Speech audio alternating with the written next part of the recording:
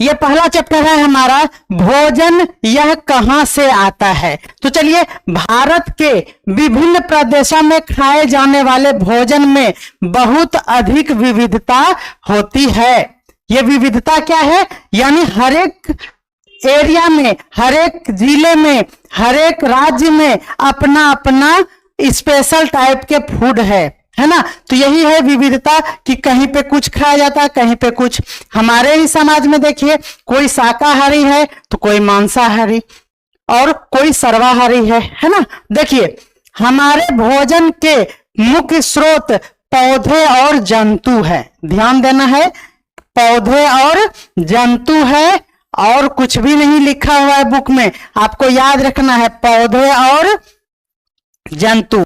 जो जंतु केवल पादप खाते हैं उसे शाकाहारी कहते हैं। सही बात है, पादप मतलब पौधे, यानी जिसको हम लोग शाक कहते हैं, है ना। तो जो शाकाहारी होते हैं वो पौधे यानी पादप खाते हैं, याद रखना है, पादप। और जो जंतु केवल जंतुओं को खाते हैं उन्हें मांसाहारी कहते हैं, ठीक है। और जो जंतु पादप और दूसरे प्राणी दोनों को खाते हैं, जैसे ह्यूमन, है ना, वो कौन है, सर्वाहारी है। और चैप्टर 1 में और कुछ भी नहीं है। अगर आप कंप्लीट सिलेबस को देखेंगे तो सिलेबस कुछ इस प्रकार का है। न्यू एनसीईआरटी बुक का ये कंटेंट है, जिसमें 11 अध्याय यानी 11 चैप्टर आपको इसमें दिया हुआ है। लेकिन जब आप ओल्ड एनसीईआरटी बुक को कवर करेंगे, जो कंपटीशन के लिए सही माना जाता है, आप न्यू सिलेबस को फॉलो नहीं करेंगे क्योंकि उसमें बहुत कुछ नहीं है। तो जब आप ओल्ड एनसीईआरटी बुक को देखेंगे तो उसमें 11 नहीं बल्कि कुल अध्याय जो है वो 16 है, यानी 16 एक अध्याय है उसमें। ओके, एक में जो यहाँ पे भोजन का घटक है वो यहाँ पे अध्याय 2 में था, और अध्याय 1 में क्या है, भोजन यह कहां से आते हैं। और इसी 1 चैप्टर का यानी फर्स्ट चैप्टर का मैंने अभी एक्सप्लेनेशन यहाँ पे आपको कराया है, चैप्टर 1, जिसमें बहुत ही कम पॉइंट था और ये चैप्टर हो गया खत्म। देखिए, चलिए क्या कह रहा है देखते हैं। कहे कि हमारे भोजन में मुख्य पोषक क्या क्या है। तो आपको अब यहां से नोट करते चलना है। आपको एक अच्छा सा नोट्स बनाना है, जो पीडीएफ में भी आप लोगों को मिलेगा, लेकिन कॉपी में भी आपको एक शॉर्ट नोट्स तैयार कर लेना चाहिए। जैसे हमारे भोजन में मुख्य पोषक जो है वो क्या है, आपको नोट करना होगा। कार्बोहाइड्रेट, प्रोटीन, वसा, विटामिन और खनिज लवण, यानी 1, 2, 3, 4 एंड 5 ये आपको ऑप्शन में दे दिया जाएगा, और बहुत सारे अलग अलग टाइप से आपको क्वेश्चंस पूछे जाएंगे। तो आपको ध्यान रखना है कि पोषक तत्व जो हमारे एनसीईआरटी बुक में है वो है 5। कितने हैं, 5। वो है कार्बोहाइड्रेट्स, प्रोटीन, वसा, विटामिन और खनिज लवण। ये बातें आपको अच्छी तरीके से याद रखनी है। ओके, तो 5 एकदम नंबर काउंटिंग कर लिया जाए, क्योंकि ऑप्शन आपको कंफ्यूज करेगा ही करेगा, ये तय है। ओके, इसीलिए आपको काउंटिंग करना है। कार्बोहाइड्रेट, प्रोटीन, वसा, विटामिन और खनिज लवण। ओके, इसके अतिरिक्त हमारे भोजन में रुक्षांश तथा जल भी शामिल है, जिनकी हमारे शरीर में भी क्या है, इसकी भी आवश्यकता होती है। अब आपके ये मन में आ रहा होगा कि ये रुक्षांश वर्ड क्या है, और जल तो हम लोग जानते हैं। तो चलिए इसको भी हम लोग देखते हैं। ये देखिए क्या है हमारा, ये रुक्षांश जो है अनपचे भोजन को शरीर से बाहर निकालने का काम करती है। क्या है, ध्यान देना है, ये जो रुक्षांश है हमारा वो अनपचे भोजन को शरीर से बाहर निकालने में हमारे शरीर की मदद करती है, यानी सहायता करती है। रुक्षांश के बारे में और भी इंफॉर्मेशन है। यह हमारे शरीर को कोई पोषक तत्व प्रदान नहीं करता है, यानी इससे कोई भी पोषक तत्व प्रदान नहीं होता है। ये याद रखना है, ये नहीं वर्ड याद रखना है। जिस तरह से हमने प्रैक्टिस में आप लोगों को इस तरह के क्वेश्चंस जहां पे ए बी सी और फिर ऑप्शन में रहेगा ए एंड बी एंड सी, तो ये देखिए ये याद रखना पड़ेगा कि रुक्षांश जो है वो पोषक तत्व प्रदान नहीं करता है। ये एनसीईआरटी बुक में लिखा हुआ है, लेकिन हमारे मन में आएगा कि देखिए इसका एग्जाम्पल है साबुत अनाज, दालें, आलू और ताजे फल भी ये रुक्षांश का ही एग्जाम्पल है। ये सब्जियां, ये सब क्या है, इसके प्रमुख स्रोत है। इसका मतलब ये आपके मन में आ सकता है कि तब तो ये पोषक तत्व है और ये पोषक प्रदान करेगा, लेकिन नहीं, ये जो है ये पोषक तत्व प्रदान नहीं करते हैं। ये बातें आपको अच्छी तरीके से समझ लेना है, एग्जाम्पल है फिर भी। ओके, नेक्स्ट है हमारा कि हमारे खाने में रुक्षांश की पूर्ति मुख्यतः पादप उत्पादों से होती है, यानी पौधे, यानी साग सब्जी। ये हमारा देखिए ये एग्जाम्पल था, ये हमारा है एनसीईआरटी बुक में भी लिखा हुआ है। रुक्षांश हमारे शरीर में पाचन तंत्र को नियंत्रित करता है। नोट किया जाए कि यह हमारे पाचन तंत्र को नियंत्रित करते हैं। ये भोजन को आहार नाल में धकेल कर कब्ज रोकने में सहायता करती है। यह भोजन को आहार नाल में धकेल कर क्या करती है, भोजन को ये धकेल कर कब्ज को रोकने में सहायता करती है। इसमें हरी पत्तेदार सब्जियां, ताजे फल और ये जो आप देख रहे हैं ये हमारा रुक्षांश का उदाहरण है। नेक्स्ट देखते हैं।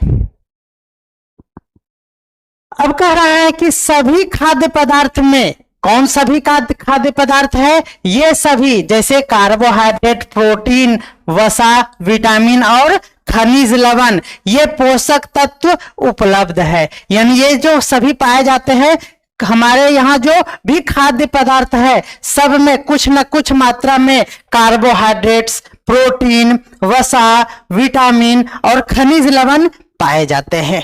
ओके, कुछ साधारण विधियों से यह पता लगाया जा सकता है। यानी अगर हम लोग अपने भोजन में चावल खा रहे हैं और उस चावल में क्या है, आपको कैसे पता चलेगा कि वो कार्बोहाइड्रेट है उसमें? तो हम सभी जानते हैं कि चावल में कार्बोहाइड्रेट है, ठीक है, लेकिन कैसे पता कर पाएंगे कि उसमें कार्बोहाइड्रेट है? तो कहेंगे कि दादाजी कहते थे, भैया भी सुनाए थे। नहीं, ऐसे नहीं होगा। उसका टेस्ट करना हमारे इस बुक में दिया हुआ है कि कुछ साधारण विधियां हैं जिससे हम पता कर सकते हैं कि किस भोज्य पदार्थ में कौन से ये पोषक तत्व पाए जाते हैं। इसके लिए क्या करना होगा, तो इसके लिए आयोडीन, यानी आयोडीन का आपको विलयन यानी घोल बनाना पड़ेगा। तो बना लेंगे, पहला याद रखिएगा किसका घोल, आयोडीन का घोल। दूसरा कॉपर सल्फेट का घोल बनाना पड़ेगा, ये भी याद रख लीजिए, किसका, कॉपर सल्फेट का। और तीसरा है कास्टिक सोडा का आपको क्या बनाना है, विलयन। ये विलयन मतलब घोल तैयार कर लेना है। अब आप आयोडीन का घोल तो इजी वे में तैयार कर सकते हैं, ठीक है, कैसे, तो आयोडीन ले लीजिए, उसमें पानी मिला दीजिए, घोल बन गया। कॉपर सल्फेट का घोल कैसे तैयार करना है, कितना पानी लेना है, थोड़ा सा जानना चाहिए। कास्टिक सोडा में भी हम लोग किस तरह से पानी मिलाएंगे, ये भी थोड़ा सोचना पड़ेगा। ओके, तो चलिए यहाँ पे दिया हुआ है कि इसका तो इजी है, पानी कैसे मिला दीजिए, कोई दिक्कत नहीं। कॉपर सल्फेट का क्या है रूल, ये नोट करना चाहिए। देखिए, कॉपर सल्फेट विलयन अगर बनाना है तो आपको 100 मिलीलीटर जल लेना पड़ेगा, यानी 100 मिलीलीटर आपको जल लेना पड़ेगा और उसमें 2 ग्राम कॉपर सल्फेट घोलने होंगे। देखिए साथियों, मैं आपको यह विश्वास दिलाना चाहूंगा कि अगर आप घर में बुक को स्टडी करेंगे ना तो इस लाइन पे आप ध्यान नहीं देंगे। क्यों? क्योंकि आप कहेंगे यह तो जान ही रहे हैं। अब यहाँ पे ट्विस्ट ये है कि 100 मिलीलीटर आपको जल लेना है, ठीक है, और उसमें कितना डालना पड़ेगा कॉपर सल्फेट? मात्र 2 ग्राम डालना पड़ेगा। और ये 2 ग्राम ही आप एग्जामिनेशन में भूल जाएंगे या कंफ्यूजन हो जाएगा, बस बहुत ही दिक्कत हो जाएगी जिंदगी में। क्योंकि आज ही वज्रपात हुआ है हमारे सभी नियोजित शिक्षक साथियों के ऊपर। क्या है कि आपको मात्र 3 अटेम्प्ट ही मिलेंगे, है ना, और उसके बाद जॉब समाप्त हो जाएगी अगर नहीं निकल पाता है तो। इसीलिए सावधान। ओके, नेक्स्ट देखते हैं। ये कह रहा है कि 100 मिलीलीटर जल ले लीजिए। देखिए अब ये दूसरा है, ये दूसरा जो हमारे पास था क्या था? कास्टिक सोडा के बारे में। देखिए ये हो गया हमारा कॉपर सल्फेट के लिए। कॉपर सल्फेट मन में ध्यान सोचना है, कॉपर सल्फेट 2 ग्राम। कॉपर सल्फेट में 100 ml पानी में मात्र 2 ग्राम। ओके, अब यहां देखिए 100 ml पानी ही लेना है आपको, जल लेना है। लेकिन अगर कास्टिक सोडा आप डालेंगे तो 2 ग्राम नहीं, कितना ग्राम? 10 ग्राम। यानी ध्यान दीजिए, ये ले लीजिए आप 100 ग्राम वाटर जल ले लीजिए और इसमें 2 ग्राम, ठीक है, क्या करना है? 2 ग्राम। और एक इस तरह से और ले लीजिए, इसमें 100 ग्राम ही जल लेना है और इसमें 10 ग्राम। ये मन में आप बैठाइए कि 10 ग्राम मतलब कास्टिक सोडा, 10 ग्राम मतलब कास्टिक सोडा, और 2 ग्राम का मतलब क्या? कमेंट करके बताएंगे, देखना नहीं है। और आपको 2 ग्राम क्या, ये कमेंट करके बताना है। और आपको ये ध्यान रखना है कि आपको स्लाइड भी स्किप नहीं करना है। अभी आप क्या सुने थे हमें कमेंट करके बताइएगा। ओके, नेक्स्ट देखते हैं। कह रहा है कि भोजन में पाए जाने वाले, थोड़ा लाइव चेक करना है, लाइव देख लीजिए।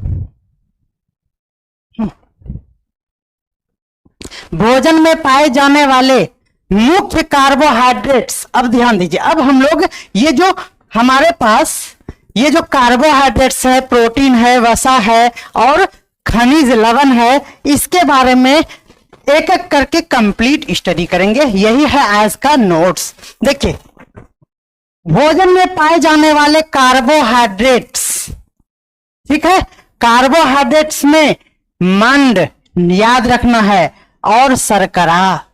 देखिए कार्बोहाइड्रेट दिमाग में आना चाहिए चावल, है ना, और चावल खाने का मन नहीं करता है ठंडी में, मन से मंड याद रखिएगा। तो कार्बोहाइड्रेट में मंड और शर्करा, है ना, शर्करा याद रखना है ना, के रूप में होता है। यानी कार्बोहाइड्रेट जो है भोजन में 2 रूपों में होते हैं। ये क्वेश्चन बनेगा, यहां पे नोट करना है। देखिए कार्बोहाइड्रेट मंड के रूप में, कार्बोहाइड्रेट शर्करा के रूप में। ऑप्शन में दोनों रहेगा, ए एंड बी बोथ भी रहेगा और कंफ्यूजन होएगा। ओके, चलिए नेक्स्ट देखते हैं। अब कह रहा है कि किसी पदार्थ में मंड है, देखिए मंड है या शर्करा है, इसका परीक्षण करना है, पता करना है। तो चलिए मंड का परीक्षण, यानी आपको किस भोज्य पदार्थ में मंड है, कार्बोहाइड्रेट तो है, उसमें से किसमें मंड है, ये बातें आपको कैसे पता चलेगा। देखिए कह रहा है कि खाद्य पदार्थ यानी कच्ची सामग्री की अल्प मात्रा ले लीजिए। यानी जो भी भोज्य पदार्थ है, जैसे चावल है तो चावल ले लीजिए, ले लिए, थोड़ा सा ले लीजिएगा, अभी भी ले लीजिए, या कोई भी कच्ची सामग्री जिसमें पता करना है वो ले लीजिए। इसमें तनु आयोडीन विलयन मिला दीजिए। क्या? तनु का मतलब हुआ जल वाला आयन। क्यों? क्योंकि उधर जल में घोलकर हम लोगों ने विलयन बनाया था। विलयन मतलब घोल, है ना, पानी वाला। तो तनु मतलब वही हुआ, घोल ले लीजिए आयोडीन का। और उस आयोडीन की क्या करना है, 2-3 बूंदे किसमें डाल देना है, इस खाद्य पदार्थ में डाल देना है। यानी आप इस तरह से एक थाली में निकाल लीजिए चावल, निकालिए, देखिए चावल है, ले लीजिए और इसमें आयोडीन का घोल जो आप बनाए हैं इस पे डाल दीजिए 2-3 बूंद। कितना? 2-3 बूंद। अगर ये नीला या काला, ध्यान देना है, ये चावल का रंग अगर होता है या नहीं होता है मैं नहीं बताऊंगा आप लोगों को। अगर ये चावल का रंग नीला हो गया या फिर काला हो गया तो जानिए कि उस चावल में मंड पाया जा रहा है, यानी कार्बोहाइड्रेट तो चावल में है, और अगर उस चावल में कार्बोहाइड्रेट के मतलब उसका कार्बोहाइड्रेट में मंड की मात्रा है तो यह रंग याद रखिए, रंग नीला होगा और काला होगा जब मन किसी का काला होगा। समझ रहे हैं ना? तो मंड के लिए काला और नीला आपको याद रखना है। अब चलिए प्रोटीन के लिए क्या परीक्षण दिया गया है बुक में, ये देखना है। प्रोटीन के लिए परीक्षण के लिए आपको क्या करना पड़ेगा? खाद्य पदार्थ की थोड़ी मात्रा को पीस कर या मसल कर उसके चूर्ण को एक साफ परख नली में डाल लीजिए। यानी एक आपको टेस्ट ट्यूब इस तरह से परख नली है, इसमें क्या करना है? खाद्य पदार्थ को पीस के इसमें डाल देना है। चलिए मैंने यहां पे डाल दिया, आप लोगों को डाल दिया, हो गया चूर्ण एक साफ परख नली में डाल दे और 10 बूंद, कितना बूंद? 10 बूंद जल डालकर उसे अच्छी तरह से, यानी इसमें पानी भी डाल दीजिए और इसको हिला दीजिए। ठीक है, वो घोल बन गया। अब क्या करना है देखिए, परख नली में 2 बूंद कॉपर सल्फेट डालिए। जब भी प्रोटीन का टेस्ट करेंगे तो कॉपर सल्फेट डालेंगे, याद करना होगा, रट्टा मारना पड़ेगा। तो 2 बूंद कॉपर सल्फेट का विलयन और क्या करना है? 10 बूंद कास्टिक सोडा को डाल दीजिए। तो 2 बूंद कॉपर सल्फेट, 10 बूंद कास्टिक सोडा इसमें डाल दीजिए। ठीक है, क्या डालना है? 2 बूंद कॉपर सल्फेट और 10 बूंद कास्टिक सोडा इसमें डाल दीजिए। उसके बाद क्या हो जाएगा ना, देखिए क्या हो जाएगा, अच्छी तरह से उसको हिलाकर कुछ मिनट तक आप परख नली को छोड़ दीजिए। देखिएगा थोड़ा देर के बाद कि ये जो हो गया ना परख नली में बैगनी रंग का हो गया विलयन। समझ रहे हैं ना? यानी ये जो आप लिए थे ये कैसा कलर हो गया? तो बैगनी कलर का हो गया। बैगनी रंग खाद्य पदार्थ में प्रोटीन की उपस्थिति को दर्शाएगा, तो याद रखना है ये रंग कैसा? बैगनी हो जाएगा। और उधर क्या था? ब्लू था, यानी नीला और काला था मंड पे, मन हमारा काला। समझ में आ रहा है ना? और आपका ये क्या हो गया हमारा? बैगनी। प्रोटीन के लिए कैसा रंग हो जाएगा? बैगनी हो जाएगा, ये याद रखना है। चावल में कार्बोहाइड्रेट समृद्ध भोजन है, यानी चावल कार्बोहाइड्रेट समृद्ध भोजन है, ये एक जानकारी है। नेक्स्ट हमारे पास वसा के लिए क्या परीक्षण है, ध्यान देना है। अगला है वसा के लिए। तो एक खाद्य पदार्थ जो भी है अल्प मात्रा में थोड़ा सा ले लीजिए, इसको एक कागज के टुकड़े पर क्या कीजिए? लपेट कर कूटिए, यानी उसको ऐसे ऐसे क्या करेंगे? थूर देंगे, उसको थोचक देंगे चलिए कूट देंगे उसको। इस पर तेल के धब्बे लगेंगे कि नहीं लगेंगे? जैसे आप मूंगफली को ही कागज पे रख कर उसको ऐसे करके कूचेंगे तो उसमें तेल के धब्बे कागज पर लग जाएंगे, लेकिन वो कागज के इस धब्बे पर पानी की मात्रा भी सिर्फ और सिर्फ पानी भी हो सकती है, बिल्कुल हो सकती है। हो सकता है कि वसा ना हो, तो इसको फिर क्या करेंगे? आप धूप में सुखाइए।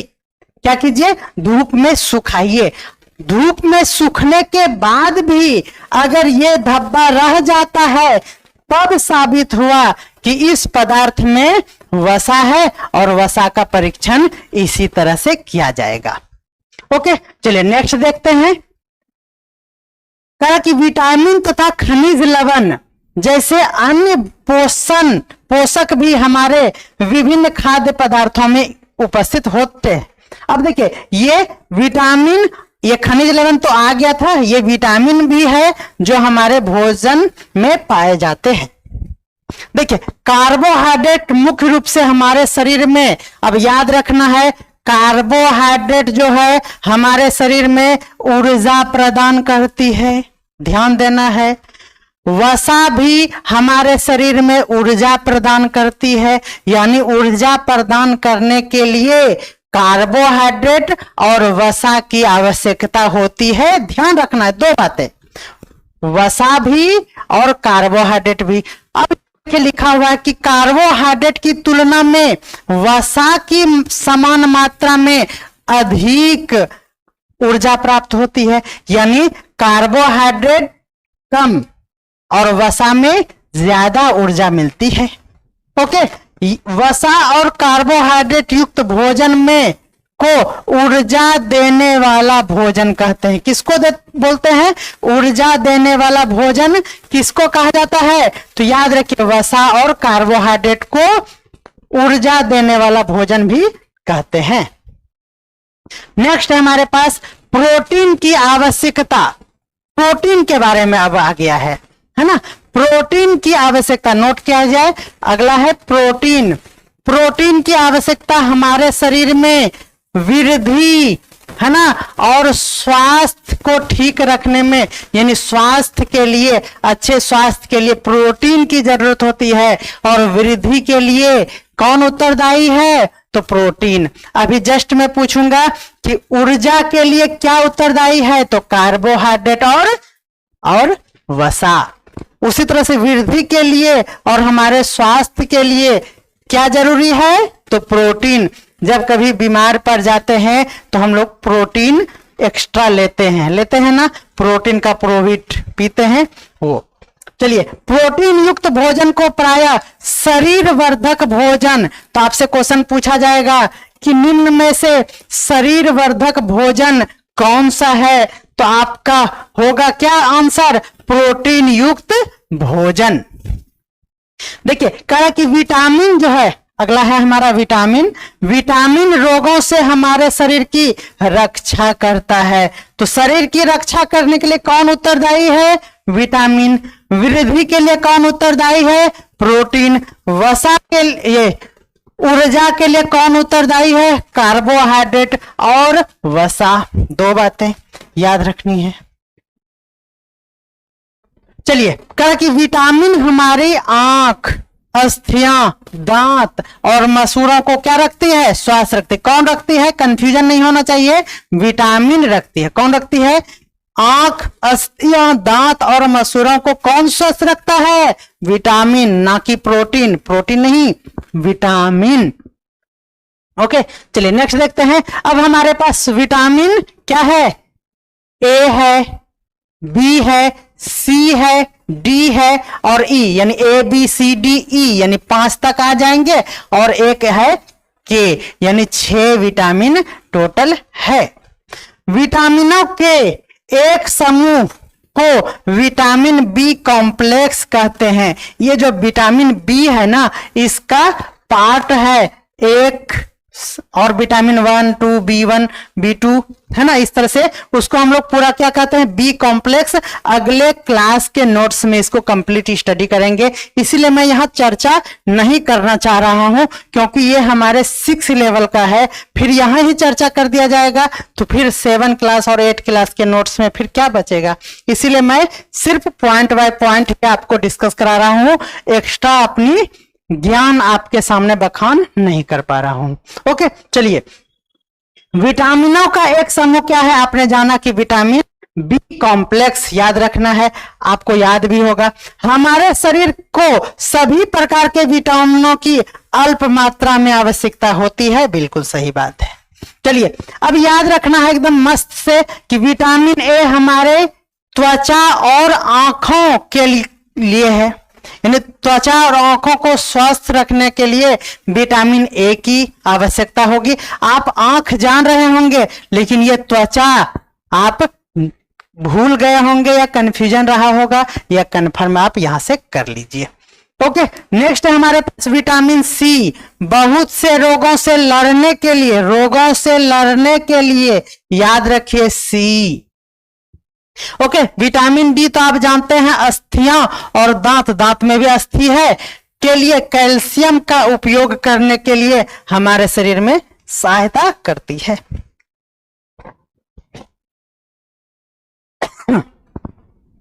हमारे शरीर को खनिज लवणों की भी आवश्यकता होती है, और वो भी कितना, अल्प मात्रा में। हमारे शरीर के उचित विकास, ध्यान देना है, और अच्छे स्वास्थ्य के लिए खनिज लवण की आवश्यकता होती है, ज्यादा इंपॉर्टेंट नहीं है। अब देखिए हमारे एनसीईआरटी और एससीईआरटी बुक में इस तरह के फिगर दिए हुए हैं। देखिए यहां पे दिया हुआ है कि कार्बोहाइड्रेट के कुछ स्रोत आपको याद रखना है। कार्बोहाइड्रेट किसमें किसमें पाया जाता है, ध्यान देना है, और ये जितने भी हैं आपको याद रखना पड़ेगा। याद जो जो नहीं है उसको आप याद कर लीजिएगा। देखिए कार्बोहाइड्रेट शकरकंद में, शकरकंद के जैसा आलू है तो इसमें भी, आलू है तो पपीता इसमें भी। अब गन्ना भी आपको याद रखना है, गेहूं भी आपको याद रखना है, चावल आप जान रहे हैं, बाजरा आपको याद करना पड़ेगा। बाजरा अगर आप याद कर लेंगे तो आपको मक्का याद हो जाएगा। आम में कार्बोहाइड्रेट होते हैं, आप कंफ्यूज करते होंगे। तरबूज भी आपको याद करना है। तो देखिए हार्ड है कि नहीं है, आपको कंफ्यूजन हो सकता है, इसलिए ध्यान रखना है कि कार्बोहाइड्रेट का मुख्य स्रोत आप देख रहे हैं इतने इतने हैं। अब यहां देखिए वसा के कुछ स्रोत, वसा में इस तरह से है हमारे पास। कुछ है पादप स्रोत। पादप स्रोत का मतलब जो पौधों से प्राप्त किए जाते हैं। पौधों से प्राप्त करने वाले में याद रखिए, आप जान भी जाएंगे कि मूंगफली, तो ये पौधा है, बोलेंगे हाँ तो चलिए ठीक है याद हो गया, ये नहीं याद रखना है। तिल आप जानते हैं। अब ये देखिए गिरी लिखा हुआ है, अब आप इंग्लिश देखेंगे तब ना, और गिरी को आप जानते भी होंगे नहीं भी जानते होंगे, तो ये आपको याद रखना है कि ये क्या है, पादप है। ठीक है, जंतु वाले सोर्स जिसमें वसा होते हैं, मांस। अब जंतु का सब कुछ ले लीजिए, दूध भी जंतु वाले में आते हैं, घी भी जंतु से ही प्राप्त होते हैं, मक्खन, क्रीम, अंडे, मछली, ये सब आप लोगों को याद होगा। नेक्स्ट है हमारे पास देखिए प्रोटीन का। अभी मैंने देखा कार्बोहाइड्रेट और वसा का, ध्यान देना है, यह है कार्बोहाइड्रेट, यह है वसा, दो हुआ यानी 1 और 2। अब यहां देखिए यहां है प्रोटीन के कुछ स्रोत, इसमें पादप और जंतु। अब ये देखिए पादप तो ठीक है, जंतु में तो आप यही है। अब पनीर भी जंतु वाले स्रोत में है, आपको ये ध्यान रखना है। पनीर जो है दूध से बनते हैं, दूध जंतु से, गाय से, यानी क्या हो गया, ये जंतु का स्रोत है, ध्यान देना है, कंफ्यूजन ना हो। दूध ठीक है, मांस, मछली, ये यहां से यहां तक हो गया जंतु। अब देखिए पादप के स्रोत में जिसमें प्रोटीन है, आप इसको हल्के में बिल्कुल ना लें, क्योंकि यहां भी था और यहां भी है, तो बस बारीकी से अलग अलग कीजिए। प्रोटीन मटर में, सोयाबीन में, और तुअर दाल में, राजमा में, और मूंग में, और क्या है, चना में। आपको लिस्ट बना के याद करना होगा। ओके, और नेक्स्ट देखते हैं विटामिन ए का मुख्य स्रोत आम, गाजर और पपीता, नोट किया जाए। विटामिन सी का टमाटर, संतरा यानी खट्टे चीजों में, नींबू, आंवला सभी खट्टे चीज है। अब अमरूद आपको याद रखना पड़ेगा, और मिर्च याद रखिए। देखिए संतरा, टमाटर, नींबू, आंवला विटामिन सी के लिए है, आप ये जानते होंगे, लेकिन आप अमरूद और मिर्च को याद रख लीजिए। ओके, नेक्स्ट है हमारे पास विटामिन बी का। क्या, बी के लिए यकृत याद रखिए, गेहूं याद रखिए, चावल याद रखिए। यहां यकृत को याद रखना इंपॉर्टेंट है। और विटामिन डी के लिए मछली, अंडे, ये तो क्या है, यह है जीव जंतु के स्रोत है, यानी जंतु का स्रोत है। तो बस इतना ही है जंतु, तो आप इसको तो याद ही रखते हैं।